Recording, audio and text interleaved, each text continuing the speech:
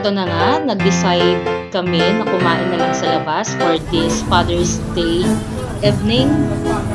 Pupunta kami dito sa Milanis. Supposedly, sa F. Bailosis kami pupunta. Pero natanong namin itong bagong kainan. Mukhang masarap naman. Kung presyo naman ang pag-uusapan, according sa kanilang menu, hindi nagkakalayo ang presyo kung i-compare kay F. Bailosis. Yung nga lang, wala silang crispy pata. Ang marami dito ay seafoods. Seafoods ang kanilang ino-offer sa client. Pero alam nyo ba na ang aming in-order lang na seafood ay tahong. Tahong cheesy bake. Okay rin itong kanilang ripe mango shake. Ito nga, nagustuhan ni Third Asinori yung tahong. Ayun lang ang kinain niya. While si Kuya at si Ate Asinori, ayun, nag-enjoy naman sa pagkain. Kasi naman, favorite naman talaga nila ang inihaw na baboy at lumpia. Tikman natin itong sikreto ni Milanis kung sarap. Alam mo ng ibang babae. Ha? Milanis. Nakotikim daw ng ibang babae si Papa kasi sikreto ni Milani. Ouch! Milanis.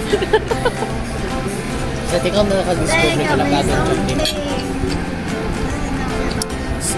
Sabi ng dentist ko, bawal ang mainit, bawal ang malamig for 1 week. Pero ito, matigas ang ulo. Yung pasta ko na worth 7,000, ewan ko saan makakarating. Ano lang, bahaw. Ano lang ito mama? Ice cream lang talaga. Sarap. Ice cream. Gawa nila yung ice cream. Kaya mahal to dahil ang buko.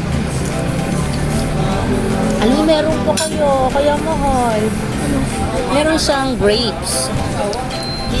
Dito ang lalagyan. Oh, may grapes siya. Kasi pag malamig yung lalagyan, pag nagtagal, ewan ko lang din. Hindi pala grapes. Aray ko. What's this? Graham ball.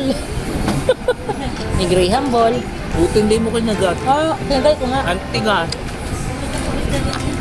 Tigas sa gitna. Ay, ito rin siya. Yung sikreto ni Milani, may Graham ball. Nakadikit ka agad sa ilalim. Ayun o. May mangga.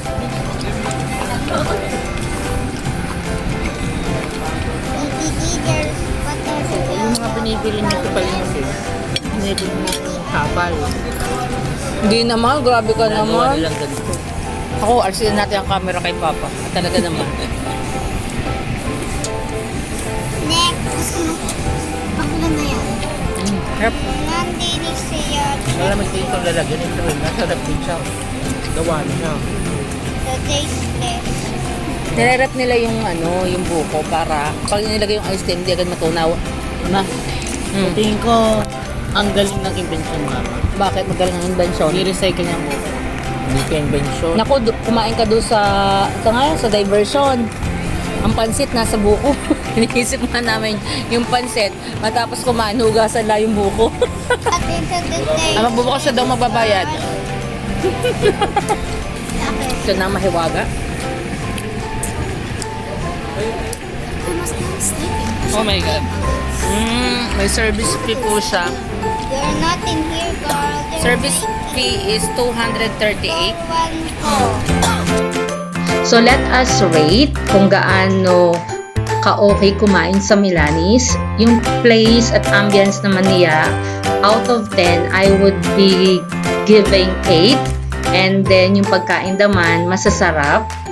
At sabay-sabay namang isinerve sa amin. So mauulit, especially doon sa kanilang dessert, sikreto ni Milani. Medyo expensive pero okay na rin.